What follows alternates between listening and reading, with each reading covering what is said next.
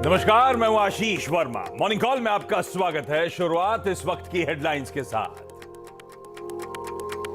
Global market से मिले जुले संकेत। एशिया में बढ़त पर कामकाज, लेकिन एसजीएक्स निफ्टी फ्लैट। उधर यूएस फ्यूचर्स पर हल्का दबाव। कल गिरकर बंद हुआ था डाउ जोन्स। फेड अधिकारियों के मुताबिक 5% ऊपर जा सकती है ब्याज दरें।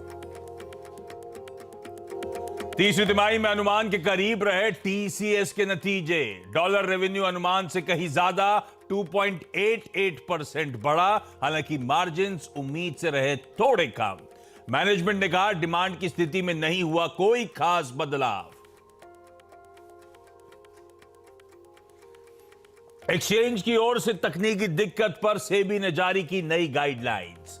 15 मिनट के अंदर देनी होगी जानकारी।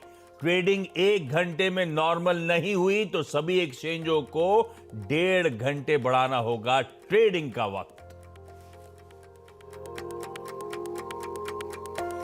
और अमूल के मैनेजिंग डायरेक्टर आरएस सोढ़ी ने इस्तीफा दिया। जयंत मेहता को अंतरिम एमडी बनाया गया। 4 साल से एक्सटेंशन पर थे सोढ़ी।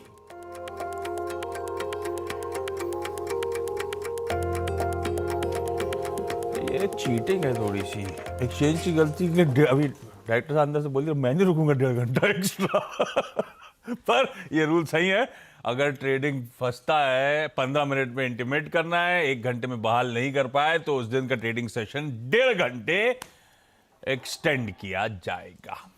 चलिए, मंगलवार की सुबह तो वैसे ही एक मंगल दिन और साथ ही आज है संकष्टी चतुर्थी। तो आज तो बढ़िया ऑस्पिशियस दिन, लेकिन संकेत थोड़े से फ्लैटिश ओपनिंग के। वैसे इस हफ्ते की शुरुआत बहुत स्ट्रांग हुई। पिछले हफ्ते मैं कल ही हाईलाइट कर रहा था कि लास्ट वीक ऑन वीक भारतीय बाजारों ने 245 अंक गंवाए थे। एक ट्रेडिंग सेशन में उस पूरे पिछले हफ्ते के लॉसेस की भरपाई होती हुई कल हमने 241-242 पॉइंट का बढ़िया उछाल डिलीवर करा। इस तरह का मोमेंटम पिकअप करा। थोड़ी सी सबड्यूड ओपनिंग, उसके बाद 18,000 की अड़चन को पार किया। 18,050 की बात हो रही थी इस प्लेटफॉर्म पे। ब्यूटीफुली उसको भी हमने ब्रीच करा और 18,100 के लेवल्स पर जाकर कल हुआ है क्लोज। तो कल जो एक डर था कि गैप अप के बाद शायद मोमेंटम फिजल आउट हो सकता है, आंकड़े एफआईज के दिक्कत भरे हैं, तो कवरिंग के मूव्स तो बढ़िया मिले हमको। तो अब अगला रणनीति क्या होगी? क्या वो जो अटकने के जोन्स थे 18,250, 265 के आसपास के, उनको टेस्ट करने की भारतीय बाजार कर रहा है तैयारी या नहीं? क्यूज अच्छे होते तो कह भी सकता था, लेकिन एकदम फ्लैट क्यूज हैं। ऐसे में आगे बातचीत होगी आज की रणनीति को लेकर। नीरज जी बगल में बैठे हैं, ये बताएंगे ग्लोबली मूड माहौल है कैसा। वीरू बताएंगे कैसे अब कल के उस मोमेंटम के बाद तस्वीर बदली, डेटा कितने वाकई कंड्यूसिव हुए हैं, और अब निफ्टी को लेकर हमारी स्ट्रैटेजी क्या होगी। और हर्षिता बताएंगी तमाम इंपॉर्टेंट स्टॉक्स न्यूज।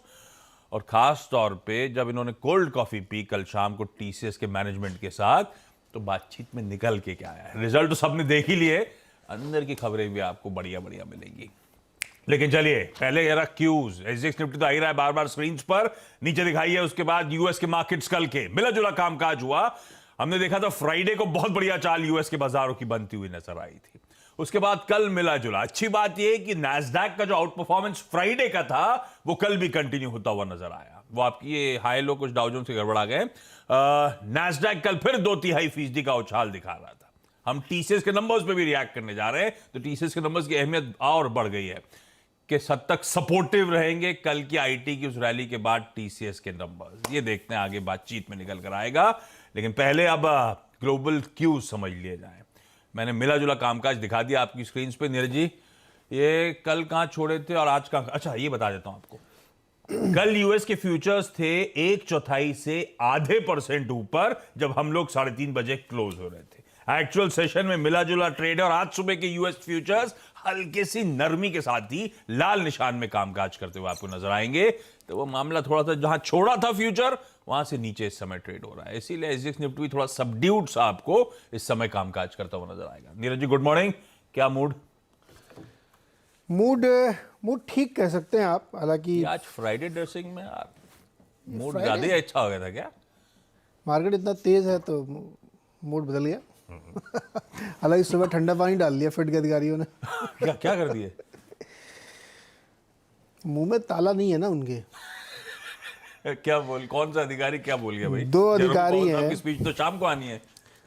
तो माहौल बना दिया उन्होंने उससे पहले ही। उन्होंने बोला वो जो कहने वाले उससे पहले मैं ही अपना मीडिया कवरेज ले लूँ। मीडिया कवरेज ले लिया उन्होंने पहले। सैन फ्रांसिस्को और एटलांटा के 2 जो फेड के ऑफिशियल्स हैं उन्होंने कहा है कि इंटरेस्ट रेट 5% से ऊपर रहेगा और बहुत लंबे समय तक ये 5% के ऊपर बना रहेगा। ये 2 बयान दोनों ने अलग अलग दिए और इसी की वजह से देखिए कल जो बेचारा मार्केट चलने की कोशिश कर रहा था वो गिर गया। और नैस्डैक जो चला वो सिर्फ इसलिए क्योंकि टेस्ला 8% ऊपर था। इसके अलावा कुछ नहीं था वहाँ पे, पूरे मार्केट रेड में हो गए। तो आप ये कह सकते हैं कि बीच बीच में इस तरीके के जो स्टेटमेंट है, बयानबाजी है, ये दिखाता है कि मार्केट बहुत शैलो है। उसके अंदर ये कॉन्फिडेंस नहीं कि अभी एक दिन पहले आप जिसकी वजह से 700-800 पॉइंट की रैली लेके आए, ब्याज दरें अब ज्यादा एग्रेसिव नहीं बढ़ेंगी और वेज घट गई है, इन्फ्लेशन घट गया, ये सब बातें जो है आपकी हवा हो गई केवल एक स्टेटमेंट से। तो मार्केट का जो अंडरटोन है वो अभी बहुत क्या कहें, कमज़ोर है, या कमज़ोर तो नहीं कहेंगे, मतलब इसको क्या कहें, बहुत हल्के मन से लोग काम कर रहे हैं क्योंकि कन्विक्शन नहीं है, भरोसा नहीं है कि पता नहीं क्या होगा। इस बात ने ये दिखा दिया तो मार्केट नीचे आ गया।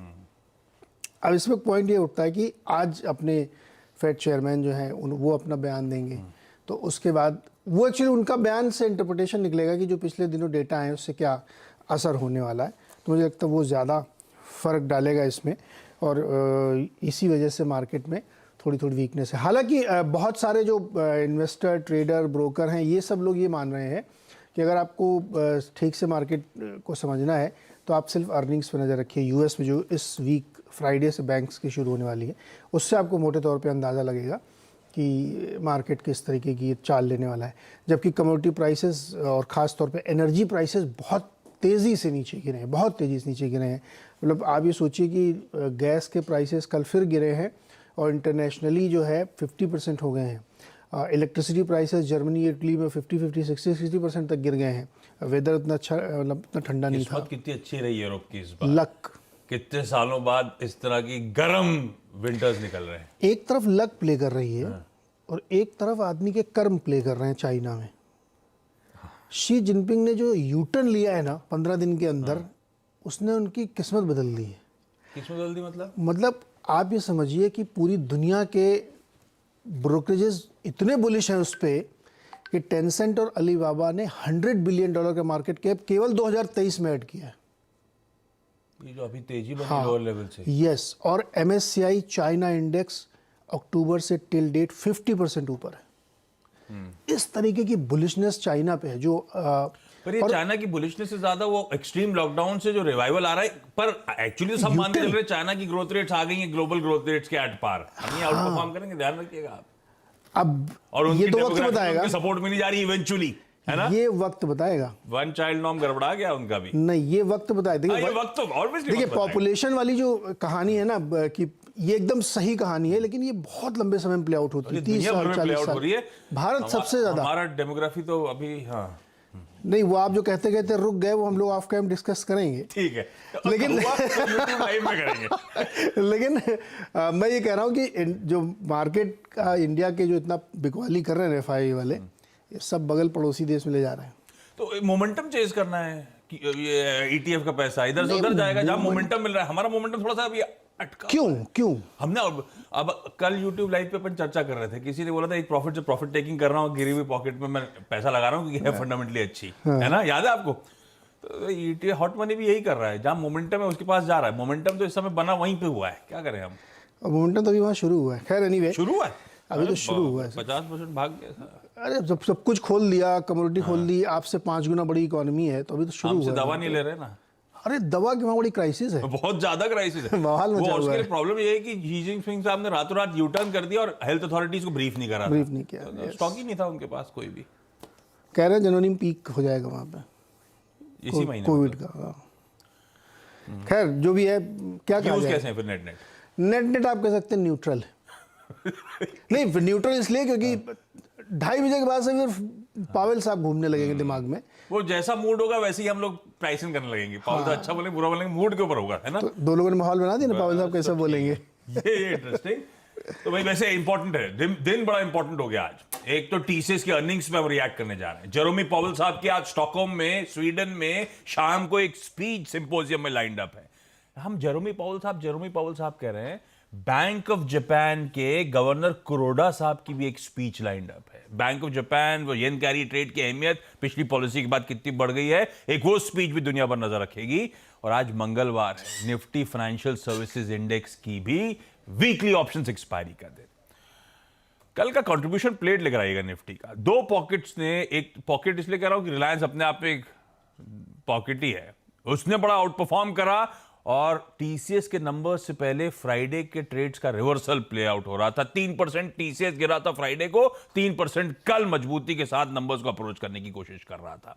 तो दमखम था पूरे आईटी में। इन्फोसिस, टीसीएस बड़ी आउट परफॉर्म कर रहे थे।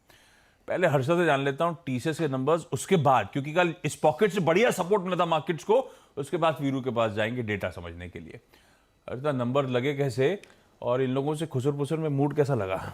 मूड इनफैक्ट अभी जज कर पाना बहुत मुश्किल है आशीष, क्योंकि अब तक उनको ये सिग्नल नहीं मिला है कि क्लाइंट्स अपने बजट्स को पूरी तरह से डाउनसाइज करेंगे या फिर डीले का सिग्नल मिला है कुछ सेक्टर से, लेकिन डाउनसाइजिंग की स्थिति अभी तक बजट्स के पैमाने पर साफ निकल कर नहीं आई है।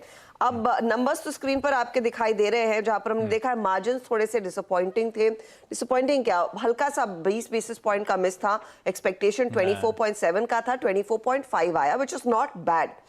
दूसरी तरफ अगर आप देखें, जो इनका डॉलर रेवेन्यू था वो एक बीट था, क्योंकि हमारा अनुमान था 6,990 मिलियन डॉलर के आसपास आएगा, ये 7,075 मिलियन डॉलर के करीब आया। इनफैक्ट 2.88% तक की ग्रोथ देखने को मिली है। ज्यादातर मार्केट में कंसेंसस था कि कांस्टेंट करेंसी बेसिस पर कंपनी डिलीवर करेगी 1.5% तक की ग्रोथ, यहां पर 2% से ज्यादा की ग्रोथ, 2.2% तक की ग्रोथ देखने को मिली है। इन नंबर्स को अगर आप देखें तो ठीक ही है, बेहतर है, इन लाइन है आप रादर कह सकते हैं। लेकिन जो कमेंट्री कहती है, कमेंट्री में उन्होंने साफ संकेत ये दिए हैं कि इस दफा जो ग्रोथ आई है ये cloud, cyber security, enterprise allocation की तरफ से आती हुई दिखाई दी है। डील विंस के लिहाज से देखें तो ये थोड़ा सा म्यूटेड नंबर है, क्योंकि कंपनी ने कहा था 7 से 9 बिलियन डॉलर के आसपास तक की डील विंस रहेंगी और वो आई है 7.8, तो ठीक बीचों बीच। और यहां पर इन डील्स की और मजबूत होने की फिलहाल तो विजिबिलिटी नहीं दिख रही है। विजिबिलिटी के लिहाज से उन्होंने साफ कहा है कि देखिए बीएफएसआई की जो ग्रोथ है वो डबल डिजिट में आई है बाकी सभी सेक्टर्स के साथ, जहां पर रिटेल हो, लाइफ साइंसेज हो, मैन्युफैक्चरिंग हो, सब में डबल डिजिट ग्रोथ देखने को मिली है। बीएफएसआई की ग्रोथ इस क्वार्टर पिछले साल 13.5% पर थी, ये 11% पर आई है। यहां पर दो एरियाज हैं जो पिछले बारी भी इन्होंने पॉइंट आउट किए थे, मॉर्गेज साइड और साथ ही साथ इनका इंश्योरेंस साइड। वहां पर उन्होंने साफ कहा है कि वीकनेस देखने को मिल रही है, लेकिन कैपिटल मार्केट्स, वेल्थ, रिटायरमेंट वाले जो एरियाज हैं जो बैंकिंग में आते हैं या फिर इन्वेस्टमेंट साइकिल में आते हैं, वहां पर ग्रोथ देखने को मिल रही है। टेक्स स्पेंड्स में कोई बदलाव नहीं देखने को मिला है। चिंता कहां से है? चिंता है यूरोप के मार्केट से, क्योंकि यूरोप में अभी भी साइंस नहीं दिख रहे हैं कि वहां पर स्थिति कब बेहतर होती हुई दिखाई देगी। अभी भी वहां के जो क्लाइंट्स हैं वो डिसाइड नहीं कर पा रहे हैं। और हो क्या रहा था, अगर आप पिछले 3-4 सालों का पर्सपेक्टिव ले तो यूरोप से मिड टीन ग्रोथ देखने को मिलती थी, वो अब नहीं है। वो मिड टीन ग्रोथ आ रही है अमेरिकी बाजारों से। अमेरिका में रिसेशन का डर है, लेकिन अभी तक क्लाइंट्स की तरफ से कोई सिग्नल नहीं देखने को मिल रहा है कि वो अपने बजट्स कट करेंगे या हाफ करते हुए दिखाई देंगे। वो एक पॉजिटिव है। यूके को लेकर कंपनी थोड़ी सी और आश्वस्त है। यूके और अमेरिका, उनका मानना है इस समय अलार्म बेल्स नहीं है, लेकिन यूरोप में आगे क्या होगा उसकी कोई फिलहाल भनक नहीं है, वो समझ नहीं आ रहा है, तो उसको लेकर थोड़े से सावधान है। अब कंपनी बेसिकली ये कह रही है कि 2 और महीने, यानी कि इस साल के अंत तक, Q4 तक जब हम बिजनेस को पूरा समेट लेंगे तब क्लैरिटी आएगी क्लाइंट स्पेंड्स को लेकर। इस समय क्लाइंट्स की तरफ से कोई फिलहाल चेंज आता हुआ नहीं दिखाई दे रहा है, तो ये इनफैक्ट क्रक्स है। उन्होंने साफ कहा कि इस समय वो कॉन्फिडेंट है, लेकिन आगे क्या होगा क्या पता। ठीक है, तो भाई सब सुनना चाहते थे सब कुछ बहुत बिगड़ गया है, ये सब कुछ बहुत अच्छा है, कोई दिक्कत नहीं है, ऐसा कुछ नहीं बोला, तो इसलिए ब्रोक है ना, हाँ, ऐसा नहीं बोला कि बहुत अच्छा है, ये भी नहीं बोला कि बहुत तो बिगड़ सब गया। सुनना ये चाहते थे। ब्रोकरेजेस मेरे ख्याल से अपने टारगेट ज्यादा रिवाइज करेंगे नहीं, पर हम लोग क्या कह रहे थे कि रेवेन्यूज पे इस बार फोकस करना है, क्या कुछ लेट डाउन हो रहा है, नहीं हो रहा। 1.5% कांस्टेंट करेंसी ग्रोथ के सामने 2.2% डिलीवर कर देना। मार्जिन एक्सपेक्टेशन से उतने नहीं बढ़े होंगे, लेकिन अभी भी वो प्रॉमिस मेंटेन्ड है कि एग्जिट मार्जिन 25% पे इस फाइनेंशियल ईयर के रहेंगे। तो मोटा मोटी डिसअपॉइंटमेंट नहीं है, ये ध्यान रखिएगा टीसीएस के नंबर्स में। और वैसे थोड़ा समय लगना है, क्योंकि ये अभी तो अब इन्होंने अमेजॉन और माइक्रोसॉफ्ट और इन सब की कमेंट्री नीरज जी कुछ दिन पहले मेंशन कर रहे थे, इतनी जल्दी थोड़ा परकुलेट होना है। इसलिए टीसीएस भी कह रहा है हम वॉच आउट कर रहे हैं, क्योंकि एक दो subsequent quarters closely watch out करने की जरूरत है, तब पता चलेगा ये सब जो ले ऑफ्स हो रहे हैं या फिर फ्रीज हो रहे हैं हायरिंग के ग्लोबली, उसका असर वाकई कितना पड़ता है। इस समय नंबर्स को लेकर कोई कंप्लेंट नहीं। और एक अच्छी बात और, स्पेशल डिविडेंड और इंटरिम डिविडेंड मिलाकर मेरे ख्याल से 75 रुपए का डिविडेंड डोल आउट होता हुआ नजर आ रहा है। पैसा देने की तैयारी हो रही है। अब इधर से, अब वो कल हर्षता पूछे बता रही थी, कोई ब्रोकरेज रिपोर्ट कह रही है कि आगे चल के कि क्या बायबैक आएगा। ये आईटी कंपनी ऐसी पैसा लौटाएंगी आप लोगों को, कैश जनरेटिंग मशीन तो है ही है। वीरू, टीसीएस ने थोड़ा सा क्वेश्चन मार्क छोड़ दिया है ना, चिट ना पट। अब समझ में नहीं आ रहा है कि कल की 3% के ऊपर और तेजी आनी है या कंसोलिडेशन का दिन बन जाएगा। लेकिन डेटा पॉइंट्स क्या थे, क्या कह रहे हैं, कल के उस बढ़िया अपमूव के बाद अब व्यू कितना बदला है? क्या हम वाकई वो 250 265 के जोन की ट्रेजेक्टरी को वापस हिट करने की तैयारी कर रहे हैं क्या? गुड मॉर्निंग आशीष। देखिए, वो 250 265 बहुत दूर है अभी। उससे पहले आपको एक और बड़ा क्रिटिकल पॉइंट रीगेन करना है और बाइसेक्ट करना है। कल आई थिंक देखिए उतना सब्सटेंशियल गैप अप नहीं हुआ जितना हम उम्मीद कर रहे थे, तो थोड़ा सा मैंने रणनीति में चेंज किया था आशीष 9 बजे के आसपास। फर्स्ट रेजिस्टेंस आई मीन 18010 18066, ये बाइसेक्ट होगा तो एक स्विंग मिलेगा towards 20 day exponential moving average. वो क्या था? 18161 18141 से हम सिंक हो गए।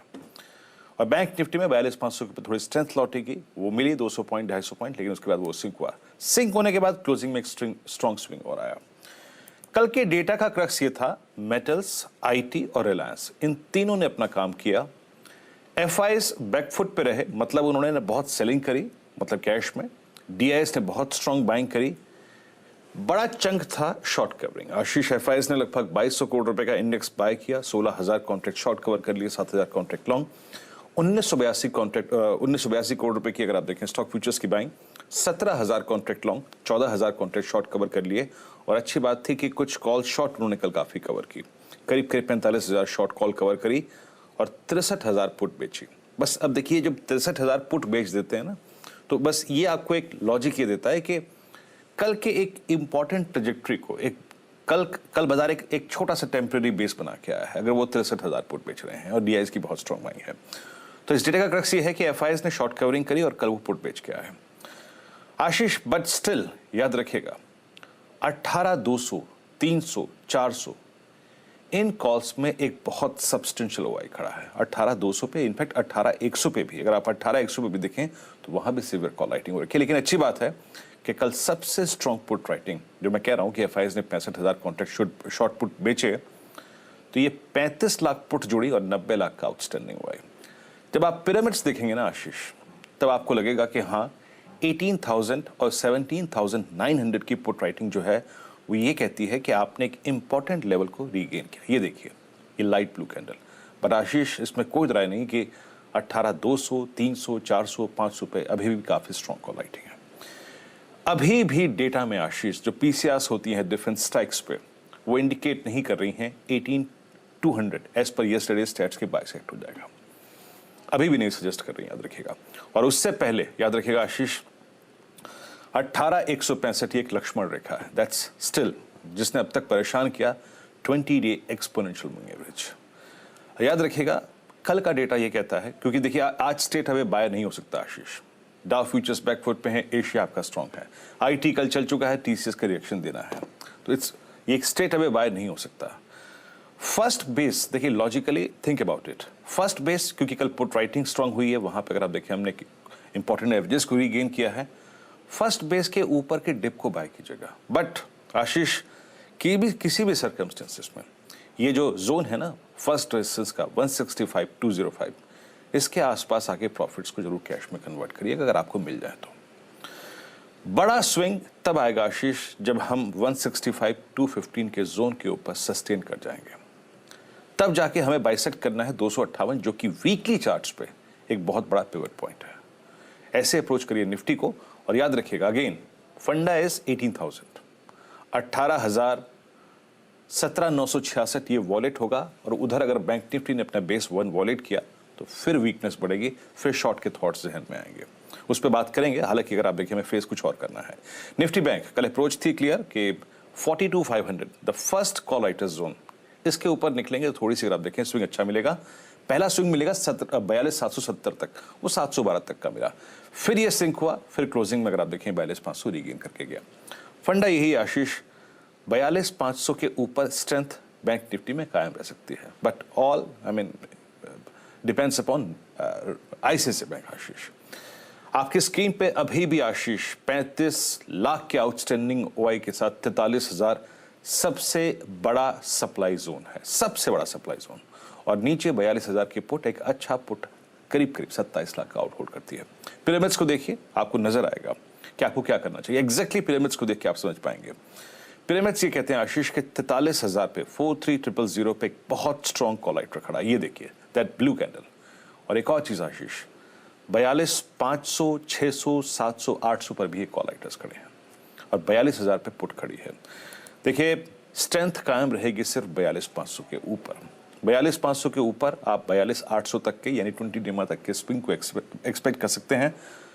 फर्स्ट डिप अगर मिले towards base 1 you can by that, but please दोनों ही इंडस्ट्रीज पे बेस 1 के नीचे बाय का ट्रेड अटेम्प्ट मत कीजिएगा। हमें इंपॉर्टेंस ये देनी है कि कल हमने रीगेन क्या किया और हमें उसी ट्रेजेक्टरी में लॉन्ग ट्रेड करना है, उसके नीचे नहीं। आशीष ओके बढ़िया, ये है निफ्टी बैंक की आज की स्ट्रैटेजी।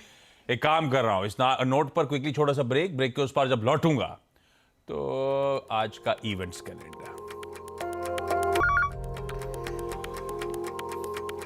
ब्रेक के बाद आपका स्वागत है आज का इवेंट्स कैलेंडर। कुछ इंपॉर्टेंट इवेंट्स तो मैंने अपफ्रंट शो में जब 7 बजे शुरुआत करी थी तब मेंशन कर दिए, उनको हटा रहा हूं, आगे बढ़ रहा हूं। टाटा मोटर्स ने जो फोर्ड के सानंद प्लांट को एक्वायर करना था, आज वो ट्रांजैक्शन कंप्लीट होगा। 3 लाख यूनिट्स पर ईयर की एडिशनल कैपेसिटी इसके हाथ लगेगी। सिगाची इंडस्ट्रीज बहुत बढ़िया मूव्स दिखाए हैं पिछले 2-3 ट्रेडिंग सेशंस में। आज बोर्ड मीट है जिसमें प्रमोटर्स नॉन प्रमोटर्स को प्रेफरेंशियल बेसिस पर शेयर या वारंट जारी करने पर विचार होगा, तो आज वो आउटकम सामने आएगा। जापान के रिटेल इन्फ्लेशन के आंकड़े, चाइना के न्यू लोन्स के आंकड़े, अर्थव्यवस्था की तस्वीर कुछ हद तक प्रेजेंट करने की कोशिश हो रही होगी उसके थ्रू। यूएस की रेड बुक यानी कि सेम स्टोर सेल्स का डेटा, होलसेल इन्वेंट्रीज, ये सब इंपॉर्टेंट आंकड़े।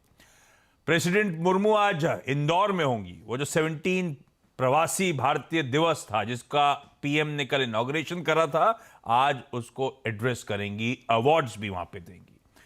अमित शाह सर आज रेड फोर्ट लाल किले में लंबे अरसे बाद वापस साउंड एंड लाइट शो की आज से शुरुआत हो रही है, जय हिंद नाम से। आज उसको लॉन्च करेंगे। भारत जोड़ो यात्रा आज पंजाब एंटर करती हुई आपको नजर आएगी। इंडिया वर्सेस श्रीलंका का पहला ओडीआई मुकाबला आज दोपहर 1:30 बजे से खेला जाएगा। गाड़ी की फोटो स्क्रीन पर लेकर आइए प्लीज। BMW इंडिया अपनी new 3 series grand limousine facelift आज लॉन्च करती हुई नजर आएगी। ये फिर भी वैसा वाला नहीं है, लिमोजीन के लगा कि बहुत महंगा, लेकिन बहुत महंगा तो है।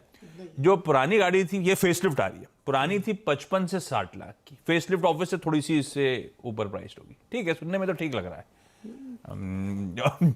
पठान जो मूवी आने वाली है शाहरुख खान और दीपिका पादुकोण की, मुझे पता नहीं था उसका ट्रेलर अब तक रिलीज नहीं हुआ है। वो एक गाने ही रिलीज हुआ था जिसने बहुत मचा रखा है।